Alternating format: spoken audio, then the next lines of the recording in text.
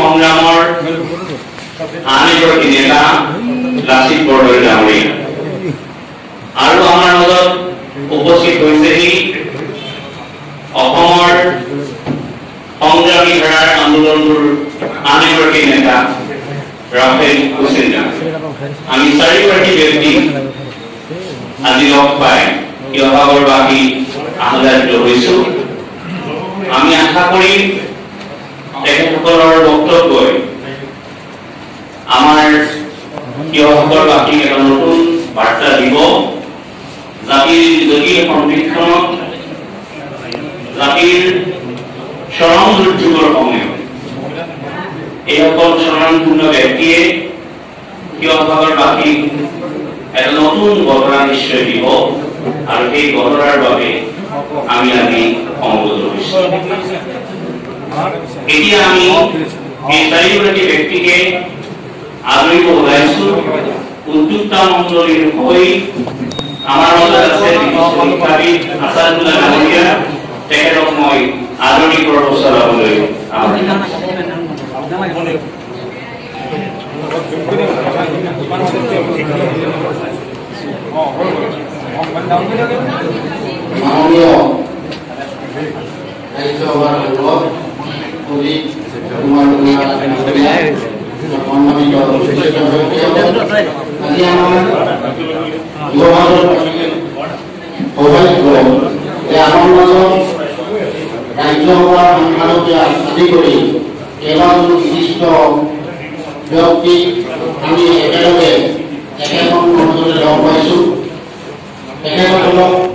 অভিনন্দন জনোৱা এটা সুবিধা পোৱাৰ লগতে আমি তেখেতসকলৰ লগত কিছু মত বিনিময় কৰিম। আমি শিৱসাগৰীয়া ৰাইজৰ হৈ তেখেতসকলক আদৰণি জনাব বিচাৰিছো। মই আমাৰ উদ্যোক্তা মণ্ডলীৰ সকলো সদস্যকে অলপ আগবাঢ়ি আহিবলৈ অনুৰোধ কৰিছো।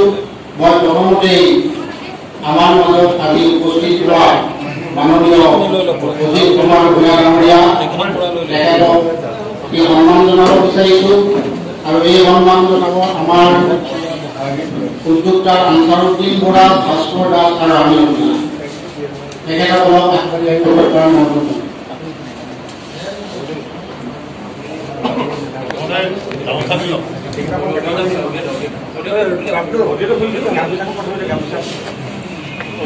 ঠিক আছে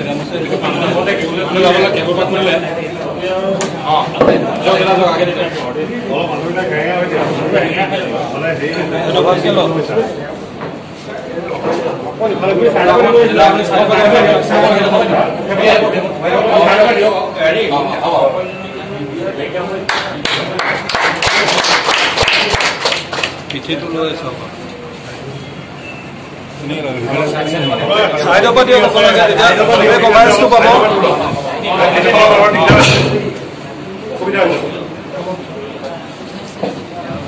আমাৰ মিডিয়া মানুহবিলাক অলপ চাইড কৰিবলৈ দিম।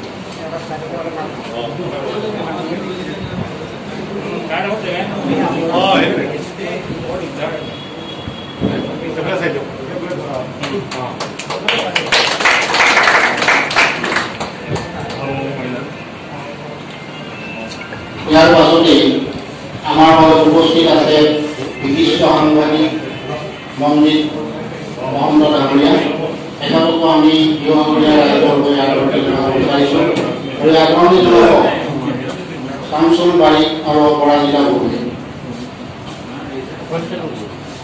অপৰাজিতা গগৈ নাই যদি আমি আমিনুল হক ডাঙৰীয়াকে আগবাঢ়ি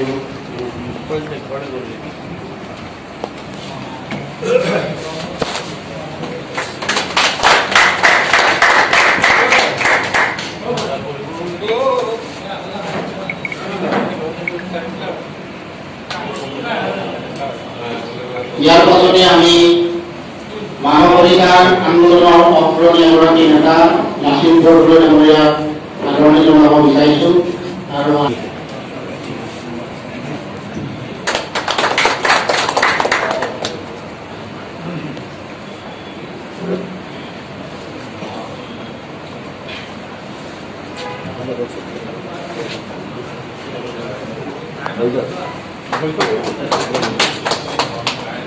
ইয়াৰ পাছতে আমি আন এগৰাকী জাতীয়তাবাদী নেতা আমাৰ মাজত উপস্থিত আছে আবেল হোসেন ডাঙৰীয়া তেখেতকৈ যোৱাগৰ বাকী হৈ পেলাই আমি এই সন্মান যাচিব বিচাৰিছোঁ আৰু এই সন্মান আগবঢ়াব নেইম এমি আৰু ৰহিমুদ্দিন আহমেদ ডাঙৰীয়া ৰহিমুদ্দিন আহমেদ ডাঙৰীয়া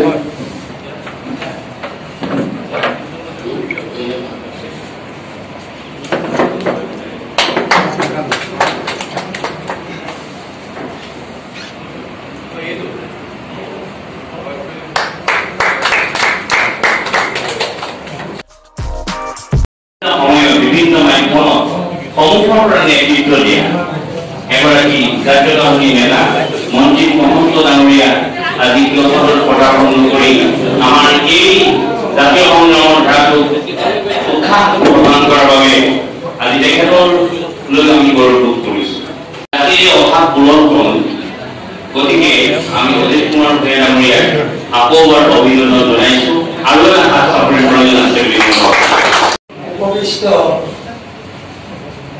মোৰ সংগ্ৰামী তীৰ্থ আঞ্চলিক গণমৰ্চাৰ নেতা প্ৰমেশ মঞ্জিত মহন্ত লাচিত বৰদলৈ আৰু মোৰ ভাতৃপ্ৰতিম ৰাছেল হুছেইন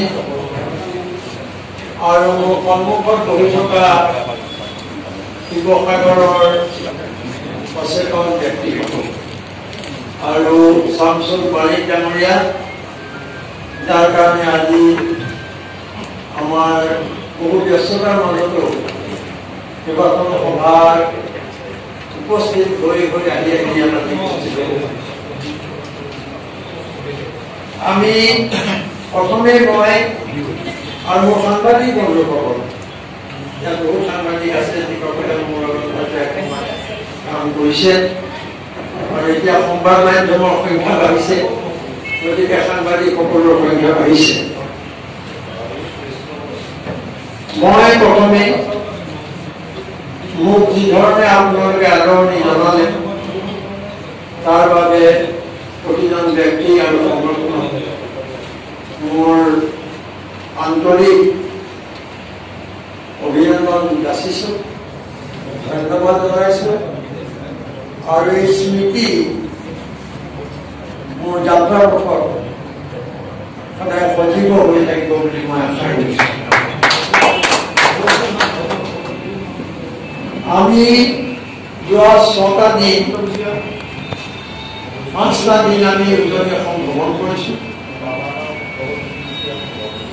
আৰু আজি কেইবাখনো সভা 2-4 ব্যক্তিক লগ ধৰি ইয়াত উপস্থিত হওঁতে পলম হৈছে, তাৰ বাবে আপোনালোকক ক্ষমা বিচাৰিছোঁ। আৰু আমিও খুব এটা সুখত থকা নাই, আমিও যথেষ্ট গৰমত ভাগৰি পৰিছোঁ। শিৱসাগৰলৈ বহুতবাৰ আহিছোঁ। শিৱসাগৰ মোৰ নিজৰ জিলা, ইয়াৰ মই জয়সাগৰ কলেজত অধ্যয়ন কৰিছিলোঁ। একো ঠাইত চাইকেল মাৰি ঘূৰিছিলোঁ এদিন, কিন্তু আজি শিৱসাগৰত উপস্থিত হোৱাৰ তাৎপৰ্য আৰু গুৰুত্ব আগৰ যিবিলাক মই ইয়ালৈ অনুষ্ঠানলৈ আহিছোঁ তাতকৈ বহুত বেলেগ বুলি ভাবিছোঁ। আৰু মই এটা কথা ভাবোঁ যে মোৰ সন্মুখত যিসকল ব্যক্তি বহি আছে বা শিৱসাগৰীয়া ৰাইজ বুলি যদি কওঁ তেতিয়াহ'লে মই মোৰ দৃঢ় বিশ্বাস যে চিন্তা চৰ্চাৰ দিশত সামাজিক ঘটনা প্ৰবাহৰ পৰিপ্ৰেক্ষিতত বা জাতীয় জীৱনৰ সমস্যাসমূহৰ বেলিকা শিৱসাগৰ ৰাইজ অসমৰ অন্যান্য ঠাইতকৈ বহু বেছি আগবঢ়া আৰু সচেতন। কমকে হাত চাপৰি দুৰ্বলটোৱে হোৱা নাই, সহায় নাই। মই এটা ভুলকে কলো নেকি বুলি ভাবিছিলো। গতিকে মোৰ শিৱসাগৰৰ চিন্তা চৰ্চাৰ লগত এতিয়া মই এইটো বিশ্বাস কৰোঁ লগতে যে যোৱা প্ৰায় 5 বছৰে হ'ব এতিয়া বিজেপিৰ শাসনত আমাৰ মানুহবোৰক পংগু কৰি পেলালে আৰু মানসিকভাৱে আমাক বৰ দুৰ্বল কৰি পেলোৱা হৈছে আৰু চিন্তা চেতনা এনে কিছুমান ঢালি দিছে তেওঁলোকে যে আমি বহু সময়ত দিশহাৰা হৈ পৰিছো বুলি কওঁ। গতিকে আজি যে উপস্থিত হৈছো এয়া হ'ল জাতীয় জীৱনৰ বাৰী বেমৰীয়ে বাৰে বাৰে কৈছে যে জাতীয় জীৱনৰ এটা বৰ সংকটৰ সময়। মই আপোনালোকৰ সন্মুখত দেশত কি চলি আছে, ৰাজ্যখনত কি চলি আছে বৰ তাৰ বিতংকৈ ক'বলগীয়া আছে বুলি ভবা নাই, কাৰণ আপোনালোক এই বিষয়ে জ্ঞাত বুলি মই অনুভৱ কৰোঁ। আৰু দ্বিতীয়তে দীঘলীয়া ভাষণৰ সময়ৰ কথা আছে, আমাৰ কেইবাগৰাকীও বক্তা আছে, আপোনালোকক শুনিবলগীয়া আছে। মই কেৱল দুটামান দিশলৈ আপোনালোকৰ দৃষ্টি আকৰ্ষণ কৰিব আছো আৰু মই নিজে কাহানিও এটা সক্ৰিয় সংসদীয় ৰাজনীতিত প্ৰৱেশ কৰিম বুলি ভবা নাছিল। মোক যিসকলে জানে মনিৰতে জানে মই জাতীয় সংগ্ৰামতে সুদীৰ্ঘ দিন লাগি আহিছো আৰু যিমান পাৰো মোৰ শক্তিৰে মই জাতীয় সংগ্ৰামখনৰ সফলতা দিশলৈ আগুৱাই নিয়াৰ বাবে চেষ্টা কৰিছো।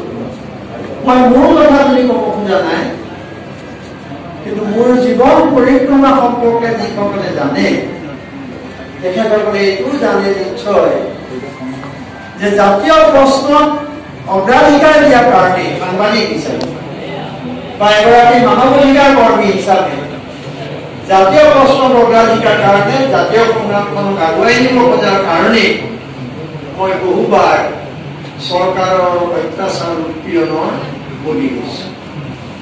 মই বহুবাৰ জেললৈ গৈছো, যিসকলে জানে তেখেতসকলে আন্দোলন কৰিছে মোৰ কাৰণে, কিন্তু মই সেইটো ক'ব খোজা নাই। মই ক'ব খুজিছো এইটো যে আমি ইমান দিনে আজি সংগ্ৰাম কৰিছো, জাতীয়তাবাদত বিশ্বাসী আঞ্চলিকতাবাদত বিশ্বাসী মানুহবোৰে যিধৰণে আন্দোলন কৰিছে, আজি আহি দেখিছো আমি যে আমাৰ জাতীয় সংগ্ৰাম বহু পৰিমাণে দুৰ্বল হৈ পৰিছে। আমি আঞ্চলিকতাবাদৰ কাৰণে বহুত ত্যাগ কৰিছো, কিন্তু আজি দেখিছো যে আঞ্চলিকতাবাদ আৰু জাতীয় সংগ্ৰাম দুৰ্বল হৈ পৰিছে। যিটো ৰাজনৈতিক দলক আমি দুবাৰকৈ ক্ষমতাত বহুৱাইছিলো, আঞ্চলিকতাবাদ শক্তিশালী কৰিব খুজিছিলো, সেই দলটো আজি বিজেপিৰ নেগুৰত পৰিণত হৈছে আৰু জনসাধাৰণৰ অসমৰ খিলঞ্জীয়া থলুৱা ৰাইজক বিশ্বাসঘাতকতা কৰিছে, প্ৰতাৰণা কৰিছে। গতিকে এই দলটোৱে যে আমাক বিশ্বাসঘাতকতা কৰিলে সেয়া আমাৰ খুব ডাঙৰ ক্ষতি হ'ল, কাৰণ তেওঁলোকে ইতিমধ্যে সংগ্ৰামী কাৰ্যসূচী পৰিত্যাগ কৰিলে আৰু তেওঁলোকে যিবোৰ গণবিৰোধী কাৰ্যকলাপ আছিল, অসমৰ বিৰুদ্ধে অসমৰ ৰাইজৰ বিৰুদ্ধে যিবোৰ ভুল পদক্ষেপ আছিল সেইবিলাকক তেওঁলোকে সমৰ্থন জনালে। গতিকে আজি আমি এনেকুৱা এটা সময়ত বাস কৰিছো যিটো সময়ত মানৱ সভ্যতাই এটা ডাঙৰ সংকটৰ মানুহৰ অসমীয়া মানুহৰ অৱস্থা আৰু বেয়া। আমাৰ ভাষা অন্য আপুনি হেৰুৱালে ঘূৰাই আনিব পাৰে, অৰ্থনীতি হেৰাও ঘূৰাই আনিব পাৰে, ৰাজনীতি বেয়া হ'ল কি কৰি ল'ব পাৰে, কিন্তু আপোনাৰ ভাষা যিদিনা হেৰাব, সংস্কৃতি যেতিয়া হেৰাব, তাক কেতিয়াও ঘূৰাই আনিব। আজি কিছুমান জঘন্য আইনৰ জৰিয়তে যিখন আইনৰ কাৰণে আপোনালোকে মই ইয়াত বিৰাট সমবিষয় ভাষণ দিছো, আপোনালোকে কিমান কৰিলে সেই আইনখন আমাৰ জনমতৰ বিৰুদ্ধে গণতান্ত্ৰিক দাবী আন্দোলন সকলোকে ঘূৰা আঙুলি দেখুৱাই এখন জঘন্য আইনেৰে আমাৰ ভাষা সংস্কৃতি ধ্বংস কৰিব খোজা হৈছে। আমি আজি গম পোৱা নাই, কিন্তু কিছুদিনৰ পিছত গম পাব যে আমাৰ নিজৰ মাতৃভাষাটো কৈছিলে জনতাৰ মন মন্দিৰৰ ভাষাই হ'ল মানে সেই ভাষা আজি শেষ কৰি পেলাব। মই এটা মাত্ৰ সেইটো হ'ল যে আমি লোকপিয়ল যোৱা লোকপিয়লত আমি অসমীয়া ভাষিক সংখ্যা 48%, অৰ্থাৎ 50% আমি নামি আহিছোঁ। আৰু এইবাৰ 21 চনৰ লোকপিয়লত অসমৰ মুছলমান ৰাইজক যি ধৰণে অপমান কৰা হৈছে, তেওঁলোকৰ বিৰুদ্ধে যিমান অপমান অনা হৈছে, অপপ্ৰচাৰ চলোৱা হৈছে, বাৰম্বাৰ তেওঁলোকক দোষী সাব্যস্ত কৰা হৈছে, পদবীন আন্দোলনৰ সন্মুখত লৈ যি ধৰণে নিৰ্বাচন খেলি এটা ধৰ্মীয় মেৰুকৰণ কৰিব খোজা হৈছে বিজেপিৰ নেতৃত্ব। 21 চনৰ নিৰ্বাচনত যদি তেওঁলোকে কয় যে আমাৰ মাতৃভাষা অসমীয়া নহয়, আমি বৰবাদ হৈ গ'লো। আপুনি জানিব কিমান হ'লে আহিম আমি 40 ভাগ 40ৰ তলত হৈ গৈছে। 25-26 ক'বলৈ বেয়া লাগে, দুখ লাগে যে অসমত আজি কি অৱস্থা আমাৰ। গতিকে আমি অলপ বহলাই কথাটো ভাবিব লাগিব। আমি অলপ বহল অৰ্থত আঞ্চলিকতা বিচাৰিব লাগিব। এটা প্ৰগতিশীল আঞ্চলিকতা আৰু আমি উপলব্ধি কৰিছো যে আমাৰ এই সংকটৰ পৰা উদ্ধাৰ কৰিব পাৰে একমাত্ৰ আঞ্চলিকতাবাদৰ কোনো বিকল্প।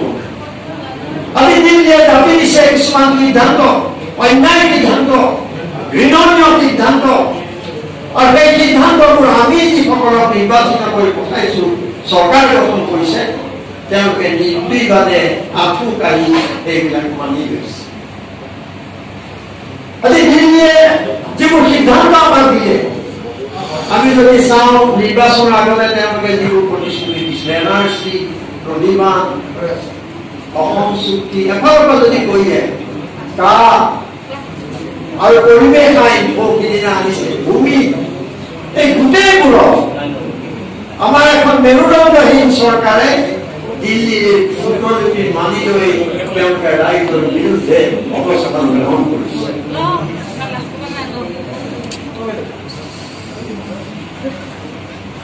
তেওঁলোকে জনসাধাৰণৰ বিৰুদ্ধে অৱস্থান গ্ৰহণ কৰিছে। গতিকে এই ক্ষেত্ৰত এইবোৰ কথা আমি যদি নাজানো, আৰু আমি বিচাৰিছো যে আমাক সাংঘাতিক একো কৰি দিব নালাগে, কৰিব নোৱাৰে, কিন্তু দিছপুৰত এখন চৰকাৰ লাগে য'ৰ নেতাসকলে দিল্লীৰ ওচৰত কুকুৰ পিনাই কথা ক'ব পাৰে আৰু অসমৰ ৰাইজৰ হকে আঙুলি কৰি কথা ক'ব পাৰে।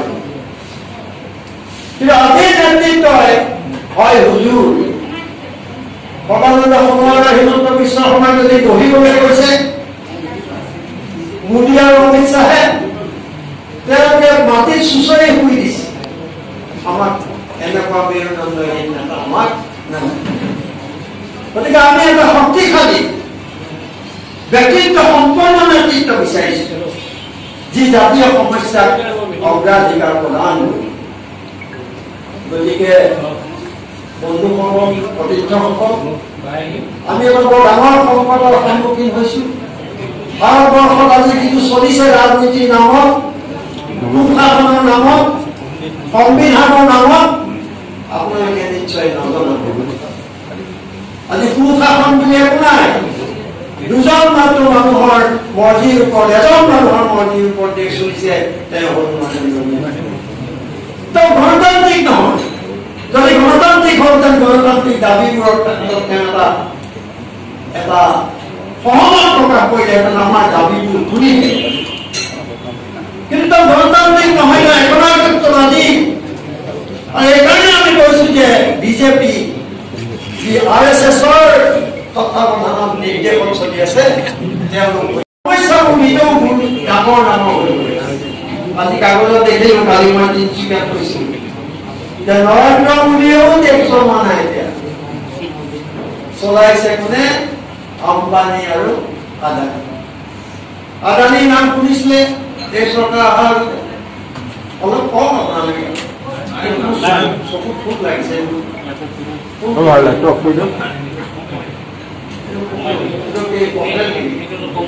পটেল নেকি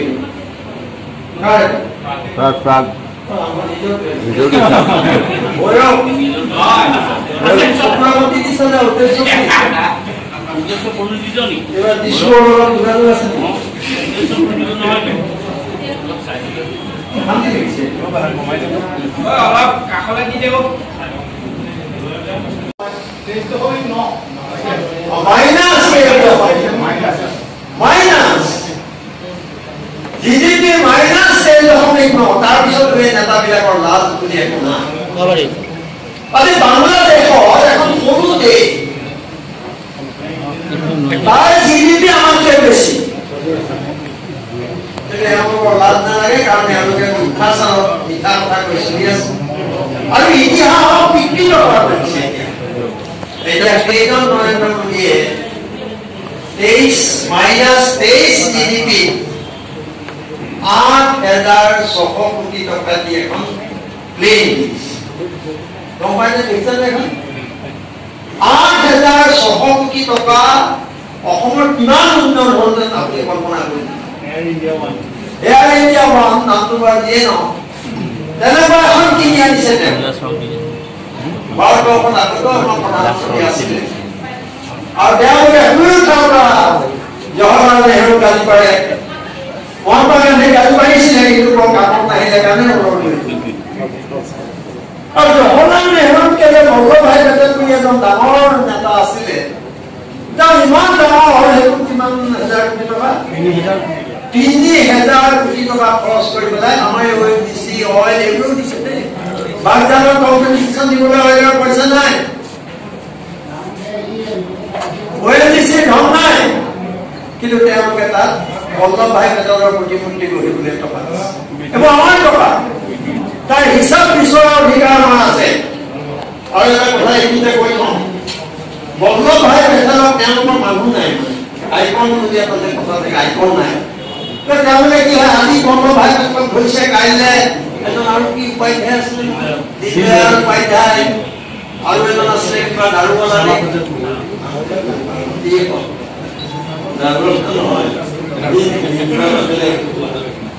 এই RSSৰ নেতাবিলাক তেওঁলোকে আমাৰ মাজলৈ আমদানি কৰিছে।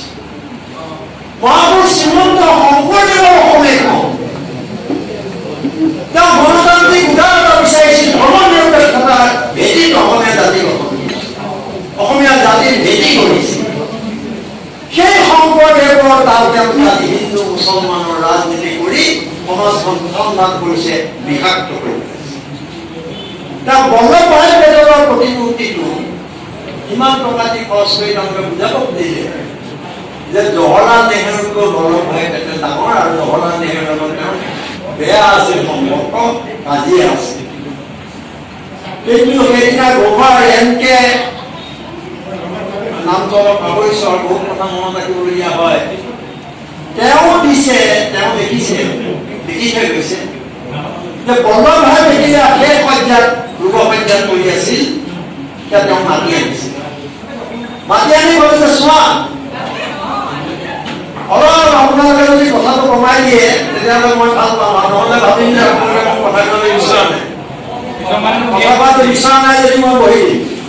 আৰু যদি ক'ব লাগে আপোনালোকে অকণমান মোক আপোনালোকৰে ঘৰ এইটো তথাপিও মোক এটা পৰিৱেশ দিব লাগিব, নহয় জানো? তাৰপিছত সেই মানুহজনক মাতি আনি বল্লভভাই পেটেলে ক'লে যে তুমি মই মৰি বেছি দিন নাই, তুমি যাতে কেতিয়াও জৱাহৰলাল নেহৰুক লগ দিয়া, জৱাহৰলাল নেহৰুক তুমি যেন সকলো সময়ত লগ দিয়া আৰু সহায় কৰা, এইটো মোৰ তোমাৰ পৰা আশা কৰিম। আৰু মই বেছি সময় নাই, মই মৰি যাম। সেই কথা সেই বল্লভভাই পেটেল যাৰ জৱাহৰলাল নেহৰুৰ এনেকুৱা সম্পৰ্ক আছিল, আজি তেওঁলোকে বুজাব খুজিছে ইতিহাস বিকৃত কৰি যে বল্লভভাই পেটেলৰ লগত জৱাহৰলাল নেহৰুৰ সাংঘাতিক সংঘাত আছে, কাজিয়া আছে। গতিকে এনেধৰণে তেওঁলোকে ইতিহাস বিকৃত কৰি গৈ আছে তেওঁলোকৰ স্বাৰ্থত। অসমত আজি কিমান দুখৰ কথা, ভাবিব নোৱাৰা কথা। হিন্দু মুছলমান আমি একেলগে আছো যুগ যুগ, কিন্তু আজি আমাৰ মাজত অবিশ্বাস আৰু সন্দেহ বিয়পাইছে। তেওঁলোকৰ নেতাবোৰে ছৈয়দ আব্দুল মালিক ইমৰান চাহক চৰম অপমান কৰিছে, কিন্তু তেওঁলোকৰ বিৰুদ্ধে শাস্তি লৈছে নেকি? দিছে নেকি? আপোনালোকে মাতিব। মই ভাবি নহলে যে এখেতক মনে মনে বিজেপিয়ে কমাব, নহলে সদায় নকৰো। আমি ইমান দূৰ কষ্ট কৰি আহি মুক্তি থকাৰ কোনো যুক্তি নাই। আজি মন্ত্ৰীয়ে কৈছে এটা মস্ত কলাই আনি এইবাৰ যদি বিজেপি আহে মই ঘৰৰ ভিতৰত সোমাই দিম। মই কৈছে ঘৰ সময় নোসোমাও, কিন্তু তেনেকুৱা অৱস্থা হব আমাৰ। গতিকে অসমখনত ছৈয়দ আব্দুল মালিক, যাৰ গদ্য নপঢ়াকে আমি ডাঙৰ হোৱা নাই, আজিকালি পঢ়া শুনা কৰা গৈছে। ইমৰান শ্বাহ অসম সাহিত্য সভাৰ সভাপতি, হোজাই অধিৱেশনৰ অভ্যৰ্থনা সমিতিৰ সভাপতি কোন আছিল জানেনে? কোন আছিল? আমাৰ সাংবাদিক বন্ধুসকলে কওক। হোজাই সাহিত্য সভাৰ অধিৱেশনৰ সভাপতি কোন আছিল? বদৰুদ্দিন আজমল। গোটেই অসমত তেওঁ বংগমূলীয় আমুক তামুক অনুপ্ৰৱেশকাৰী দল গোটেই বিষাক্ত কৰি পেলাইছে। নিৰ্বাচন আহিলেই দাড়ি আৰু টুপি দেখুৱাই দেখুৱাই ভোট লোৱাৰ অংক এজেণ্ডা তেওঁলোকৰ, তাৰ বাহিৰে একো নাই। আজি তেওঁলোকে কওক যে ৭ বছৰৰ পিছৰ বিজেপি খেলক, যদি আত্ম আহিছে তেতিয়া তেওঁকো খেলক, আমি কিয় বাধা দিয়া? তোমালোকৰ হাতত আইন, তোমালোকৰ হাতত সকলো। আজি তোমালোকে কৈছে, মুখ্যমন্ত্ৰীয়ে কৈছে যে মোগলৰ আক্ৰমণ, এবাৰ মোগল লাগিব। কাক বুজাইছে মোগল? আপোনালোকে বুজি পাইছে? কিন্তু তেওঁ মই সুধিছো যে ঔৰংজেব যেনেকে এজন ৰজা আছিল ভাৰতৰ ইতিহাসত, আকবৰো এজন ৰজা আছিল। আৰু ঔৰংজেবে যেতিয়া অসম আক্ৰমণ কৰিবলৈ পঠাইছিলে তাৰ নেতৃত্ব কোনে লৈছিল?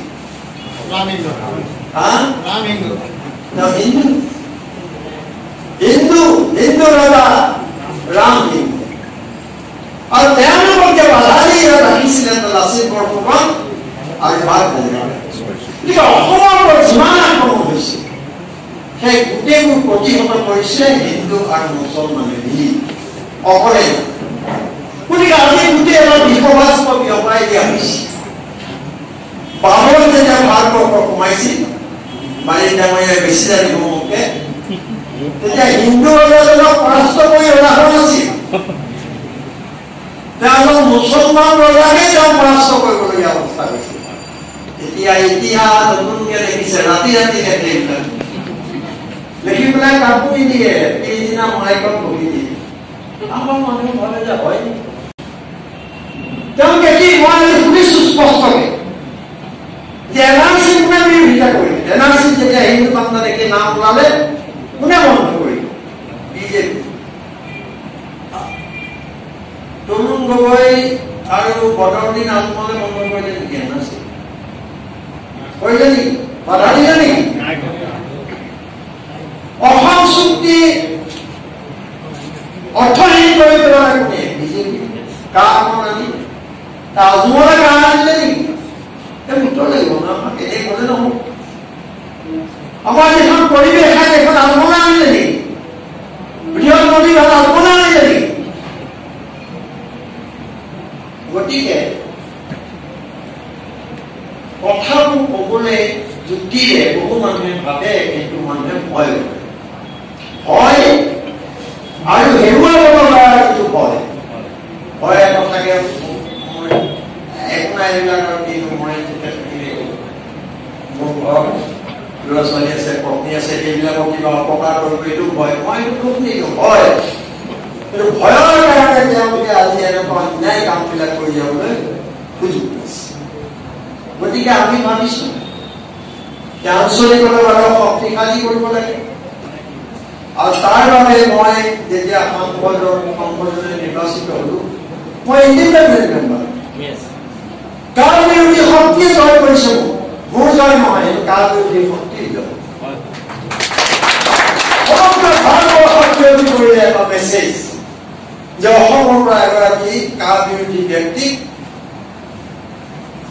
প্ৰধান ৰাজনৈতিক দলকেইটাই সমৰ্থন কৰি পঠাইছে আৰু কৈ দিয়াৰ লগে লগে বিজেপি আৰম্ভ কৰি দিলে মোৰ বিৰুদ্ধে মইতো হাঁহি মই আনন্দ ফুটিয়ে কওঁ আৰম্ভ কৰি দিলে মানে আত্মৰ বাহিৰে তেওঁলোকৰ এজেণ্ডা একো নাই স্বাস্থ্যত কি হ'ল শিক্ষাত কি হ'ল নিবনুৱাৰ ক্ষেত্ৰত কি হ'ল উদ্যোগৰ ক্ষেত্ৰত কি হ'ল একো উত্তৰ নাই মূল্য বৃদ্ধি কি হ'ল উত্তৰ নাই চব আত্ম 1951 চনত যদি কাইলৈ কৰা হয় মই সাংবাদিক হিচাপে মই অনুসন্ধানত কৈছো বদৰুদ্দিন আজমল বিদেশী হিচাপে চিনাক্ত নহয় 51 চন যদি ভিত্তি কৰিব গতিকে আমি য'ত মই কৈছো যে ইমৰান শ্বাহ আব্দুল মালিক এই মানুহৰ সাহিত্য সভাৰ যদি সভাপতি হ'ব পাৰে তেতিয়াহ'লে তেওঁলোকৰ দৰে মুছলমান এজন অসমত কিয় মুখ্যমন্ত্ৰী হ'ব নোৱাৰে আমাৰ মনবোৰ বিষাক্ত কৰিছে আমি মানুহ অসমীয়া মানুহকে হিন্দু বনাইছে চব হিন্দুৱে আমাৰ হিন্দু বনাইছে কিন্তু আমি সেই পৰিচয় ল'বলৈ ৰাজি নহয় তেওঁলোকে হিন্দু মহাসভা পাতিছে অসমীয়া মহাসভা কিয় পতা নাই আৰু তেওঁলোকে কেতিয়াও আমি নভবা নিচিন্তা কাম কিছুমান কৰি পেলাই সমাজখনক ভাগ কৰিছে সমাজখনক পুৰাণবোৰ কৰাৰ যিটো প্ৰচেষ্টা তাত তেওঁলোকে উজান দিছে আৰু কি ডাঙৰ কথা কৰিছে মুছলমানৰ শত্ৰু বুলি কৈ দিছে অসমৰ সমাজৰ এটা সমাজত একেবাৰে তৎপূৰ্ণভাৱে জড়িত হৈ থকা এটা সম্প্ৰদায় মুছলমান সেই মুছলমানক দেখুৱাই ইয়াত হিমন্ত বিশ্ব শৰ্মাহঁতে কোন হিন্দুৰ স্বাৰ্থত কথা কয় নহয় আৰু অসমীয়া মুছলমান কেইটাই আপুনি অসমীয়া মুছলমান গৰীয়া মুছলমান কি হওক থলুৱা মুছলমান কেইটাক তেওঁলোকে গুৰুত্ব নিদিয়ে কেলে কাৰণ তেওঁলোকে ভোটত একো নিৰ্ণায়ক ভূমিকা পালন আকৌ একেজন যে নামনি অসমলৈ যাব তাত গৈ তেওঁলোকে মুছলমানসকলক সন্তুষ্ট কৰিবৰ কাৰণে কথা কয় চব ভোটৰ চব ভোট লাগে ভোটৰ কাৰণে অন্য যি হয় সমাজ মানুহ চব ধ্বংস হৈ যাব একো কৰিব লাগে গতিকে আমি ভাবিছো যে অসমখন বচাব লাগে গণতন্ত্ৰ প্ৰতিষ্ঠা হ'ব লাগে ধৰ্ম নিৰপেক্ষতা বচাব লাগে আৰু সেইকাৰণে এইখিনিতে আকৌ কৈ কওঁ যে সাংবাদিকসকল আছে নহয় মই সাংবাদিক আছিলো কিন্তু সাংবাদিকক এতিয়াও ভয় কৰোঁ আজমলৰ দলত প্ৰস্তাৱ লৈছে যে আজমলক আমি মুখ্যমন্ত্ৰী হ'বলৈ দিম লৈছে নে নাই প্ৰস্তাৱ ইউডিএফৰ প্ৰস্তাৱ লৈছে এইটো মনত ৰাখিব লাগিব তাৰপিছত আৰু দুদিনমান ৰ'ল এতিয়া আৰু আৰম্ভ কৰি দিছে কিন্তু আজি লাচিত বৰদলৈ ভাল কথা কৈছে ৰঞ্জিত দাসে আজি বেছি তেওঁলোক জাতীয়তাবাদী বুলি কৈছে এতিয়া হিমন্ত বিশ্ব শৰ্মা সন্মানটো গৈছে আৰু তেখেত পৰ্বত ভৈয়াম সম্প্ৰীতি পৰ্বত ভৈয়াম আমি বৰা ব্ৰহ্মপুত্ৰৰ মুখস্থ কৈছে মানুহ দিনত যেনেকৈ বাদ দি আহি আছিলে এতিয়া এওঁ দিনত হ'ল বৰা ব্ৰহ্মপুত্ৰ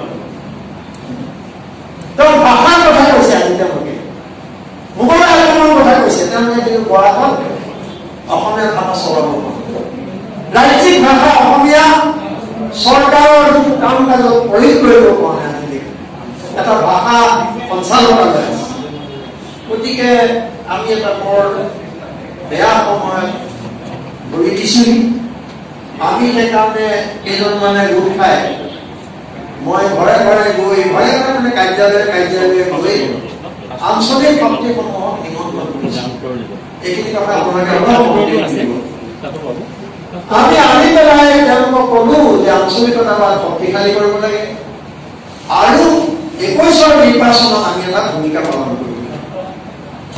সেইকাৰণে আমি কৰিলো কি সকলোকে মাতি আনি আঞ্চলিক গণমঞ্চা গঠন কৰিলো আৰু সকলোকে মাতিলো ছাত্ৰ সন্থা যুৱ ছাত্ৰ পৰিষদ KMSS কোনো বাকী নাই। ছাত্ৰ সন্থাই আমাৰ প্ৰস্তাৱৰ প্ৰতি সহায় নজনালে বাকীসকলে কথা পাতিলে কিন্তু আজি অসমত কেইবাটাও ৰাজনৈতিক দল হৈছে যিটো কাৰণে ৰাইজ অলপ বিভ্ৰান্ত হৈছে। মই ঘূৰি আহিলো তিনিচুকীয়া চাবুৱা বহু ঠাই ঘূৰিলো যোৰহাট ৰাইজ অলপ বিভ্ৰান্ত হৈছে আৰু অসন্তুষ্ট হৈছে আমাৰ ভূমিকা কিন্তু মই এটাই তেওঁলোকৰ লগত পাৰ্থক্য যে আমি একলগ হওঁ নিজৰ নিজৰ পৰিচয় বাদ দিব নালাগে থাকক থাকিও আমি এটা মৰ্চা কৰিব পাৰোঁ। ভাৰতৰ ইতিহাসত বহুত তেনেকুৱা মৰ্চাৰ ৰাজনীতি আজিও মৰ্চাৰ ৰাজনীতি অটল বিহাৰী বাজপেয়ী মন্ত্ৰীসভাত গোটেই মন্ত্ৰী আছিল তেওঁলোকে কাশ্মীৰত মেহবুবৰ লগত চৰকাৰ গঠন কৰিছিল আৰু ইয়াত ৰাজনৈতিক কথা কয় মুছলমানক গালি পাৰি গালি দেখুৱাৰ সপোনকে অটল বিহাৰী বাজপেয়ী বহুত গণতান্ত্ৰিক আছিল তেওঁৰ দিনত তেনেকুৱা আৰু পিছৰ ফালত তেওঁলোকে আজি যদি দেখিব ইয়াত এখন চৰকাৰ গঠন কৰিবলৈ সংখ্যা কম হয় প্ৰথম তেওঁলোকে আলমৰ ওচৰলৈকে যাব যে আপোনালোকে সমৰ্থন দিয়ক বাহিৰৰ পৰা ভিতৰত আমি চৰকাৰ গঠন কৰোঁ কিন্তু তেওঁলোকৰ ৰাজকাৰ্য নাই তেওঁলোকৰ কোনো কমিটমেণ্ট নাই একো নাই কেৱল মানুহ মুখ্য বুলি ভাবি কাম কৰিছে এই যে মুখ্য বুলি ভাবে সেই কথাত আমি লাজ পাওঁ। মই ভাবো যে অসমৰ প্ৰতিজন নাগৰিকে এই কথাত লাজ পোৱা উচিত। খালি আমি কৈছো যে 21ৰ নিৰ্বাচনত যদি বিজেপিক পৰাস্ত কৰিব লাগে তেতিয়াহ'লে সময় হৈ দিয়া কাৰ্যসূচীৰ ভিত্তিত common minimum program common minimum প্ৰগ্ৰামৰ অধীনত জাতীয় সমস্যা আঞ্চলিক সমস্যাক গুৰুত্ব দিয়া কাৰ্যসূচীৰ ভিত্তিত সকলো ৰাজনৈতিক দলক সমবেত কৰিব লাগে নহ'লে ভোট ভাল হ'ব মাতৃ কণ্ঠাৰ কণ্টেষ্ট হ'ব বহুগুণীয়া প্ৰতিদ্বন্দ্বিতা হ'ব আৰু তাৰ গোটেই ফলাফলটো কি হ'ব বিজেপিৰ অনুকূলে গুচি যাব। সেইকাৰণে আমি কৈছো যে সকলো দল হ'ল কংগ্ৰেছ IDF আপোনালোকে চাওক চাৰ্চিল আমেৰিকাৰ চাৰ্চিল লণ্ডনৰ চাৰ্চিল আৰু ষ্টেলিন একেবাৰে মানে অহি নহুল আৰু কোনো কাৰণত চকুৰে চাব নোৱাৰো সেই চাৰ্চিল আৰু ষ্টেলিন একেলগে বহিছিলে দ্বিতীয় মহাযুদ্ধ হিটলাৰক পৰাভূত কৰিব গতিকে আজি ফেচিষ্ট ফৰ্চ এটা আহিছে সমাজৰ প্ৰধান ডাঙৰ শত্ৰু এটা আমি যেতিয়া চিনাক্ত কৰোঁ তেতিয়া সৰু সৰু শত্ৰুবিলাকৰ লগত আমি একেলগ যদি কংগ্ৰেছৰ মানুহ আছে বা নাই নাজানো মই কিন্তু মই কংগ্ৰেছৰ নেতাক কৈছো যে আপোনালোকে দৃষ্টিভংগী সলনি কৰিব লাগিব আপোনালোকৰ চিন্তা চৰ্চাত জাতীয় সমস্যাক অগ্ৰাধিকাৰ দিব তেতিয়াহে আপোনালোকক অসমৰ ৰাইজে ক্ষমা কৰিব আৰু অসমৰ ৰাইজে আপোনালোকৰ বিশ্বাস ল'ব। এয়া যে মই কৈছো যে আপোনালোকে দৃষ্টিভংগী সলনি কৰক অহা লোকপিয়লক যদি তেওঁলোকে কৈ দিয়ে যে আমাৰ মাতৃভাষা বাঙালী আমি সেইটো কাৰণে হিন্দু বাংলাদেশে সংস্থাপন হিন্দু বাংলাদেশে অকলে কৈ দিব যে আমাৰ মাতৃভাষা আজিতো আজমলা অসমীয়া কয় তেওঁলোকেতো অসমীয়া চিনিয়ে নাপায় গতিকে আমি তেওঁলোকক গালি পাৰি থাকি বিজেপিৰ যিটো ষড়যন্ত্ৰ তেওঁলোকৰ মহান লোকপিয়লক ক'বলৈ বুজাইছে যে আমাৰ মাতৃভাষা বাঙালী মই বহুত ডাঙৰ কথা কৈছো আৰু কোনোবাই যদি প্ৰত্যাহ্বান সেই ষড়যন্ত্ৰত আমি ভয় দিব নালাগিব।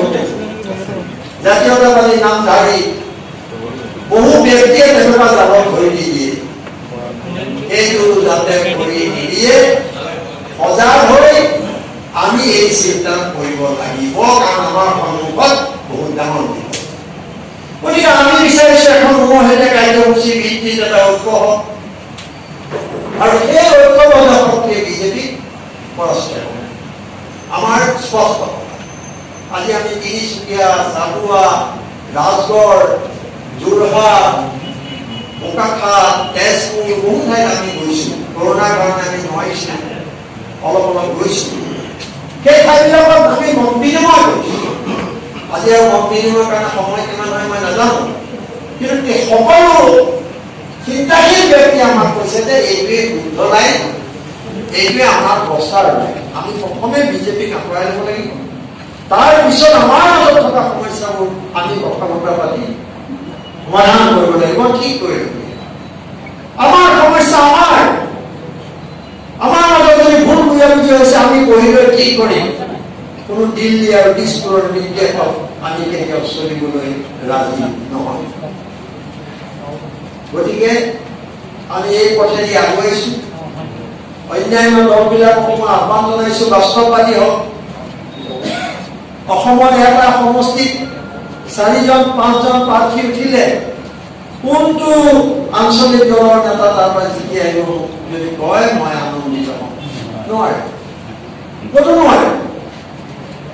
আৰু অসমৰ জনগণে যদি এতিয়া নাপা জনবিন্যাস এনেকুৱা যে তাত এইটো কথা সম্ভৱ নহয়। গতিকে ৰাইজ চাৰিওফালে অনিয়ম, অবিচাৰ আৰু দুৰ্নীতি, আগতকৈ দুৰ্নীতি বাঢ়িলে নে কমিলে? নিযুক্তিৰ ক্ষেত্ৰত যিমানটা নিযুক্তি হ'ল বিজেপি চৰকাৰৰ দিনত আটাইকেইটাতে দুৰ্নীতি, আৰু সেই দুৰ্নীতিৰ নায়কসকল হ'ল বিজেপিৰ নেতা, RSSৰ নেতা। আৰু আটাইতকৈ ডাঙৰ কথা হৈছে যে অসমৰ পুলিচ বাহিনীক গেৰুৱাকৰণ কৰিব খোজা হৈছে, যিটো অসমৰ ভৱিষ্যতৰ কাৰণে ভয়ংকৰ। আৰু সেইকাৰণে যেতিয়া এইবোৰ চলে, এতিয়া মই কৈছোঁ চকুত ধুলি দিয়া তদন্ত, যেতিয়া বিজেপি নেতা আহি যায় লাহেকৈ তদন্ত বহি যায়। আজি MLA গ্ৰেপ্তাৰ কৰা নাই, ডাঙৰ পুলিচ বিষয়া গ্ৰেপ্তাৰ কৰা নাই, লাহে লাহে লাহে লাহে ৰৌ পোৱালিবোৰ বাদ দি পুঠি পাৰি অনা ধৰি দি তদন্ত বনাই দিয়ে। মানুহে পাহৰি যায়। আজি অলপ দিনৰ আগতে আপোনালোকৰ কৈছে যে ব্ৰহ্মপুত্ৰ খালি দুইফালে ৰাস্তা দি কৈছিলে নে নাই? মনত আছে? অলপ অলপ পাহৰিছে। এতিয়া কি কৈছে? এতিয়া কি কৈছে? এতিয়া সুৰংগ খালি কলেদি খালি সুৰংগ। সেইকাৰণে আমি কৈছো যে সুৰংগ খানক নেখান্দে, এইবোৰ মানুহক মানে হেৰি কৰিছে। টুপি কি কৈছে? ভাল শব্দ টুপি পিন্ধাইছে, আৰু আমি টুপি পিন্ধি গৈ আছো কিন্তু দেই। এইটো কি? গতিকে সুৰংগ বনাব দিয়ক, ব্ৰহ্মপুত্ৰত খালিব দিয়ক, আৰু অসমৰ ৰাইজে ঐক্যবদ্ধ হৈ দিছপুৰীয়া এই নেতাসকলক, অন্য নেতাসকলক উঠাই আনি আপোনালোকে অহা নিৰ্বাচনত সেই সুৰংগত নিক্ষেপ কৰক, ব্ৰহ্মপুত্ৰত দলি দিব। এই কাম যদি কৰিব নোৱাৰে তেতিয়া আমাৰ কিন্তু কোনো বিস্তাৰ নাই। মই খুব দীঘলীয়া ভাষণ দিলোঁ, সময় বহুত হৈছে। ৰাতিপুৱা আমি আহিছোঁ, ঘূৰি আছোঁ বহুত ঠাইত। আমাৰ এই গ্ৰুপে কামটো খাই লওঁ, তেখেতে অলপ ডাল দূৰেৰে কৰিলে সভাখন। আমি পিছলৈ কোনো আগত এখন সভা কৰাৰ কথা পৰিকল্পনা আছিলে। আমি আকৌ আহিম, এয়া আৰম্ভণি, আৰু বহুত কথা ক'বলৈ আছে। কি কয়, আজি দেশৰ অৱস্থা বিষয়ে আৰু ক'ব। মই এইখিনিকে কৈ সকলোকে ধন্যবাদ জনাই মোৰ বক্তব্য সামৰিছোঁ আৰু সকলোকে শুভেচ্ছা জনাইছোঁ। আকৌ লগ পোৱাৰ আশাৰে মই মোৰ বক্তব্য সামৰিছোঁ। ধন্যবাদ। Don't forget to like, share and subscribe my channel.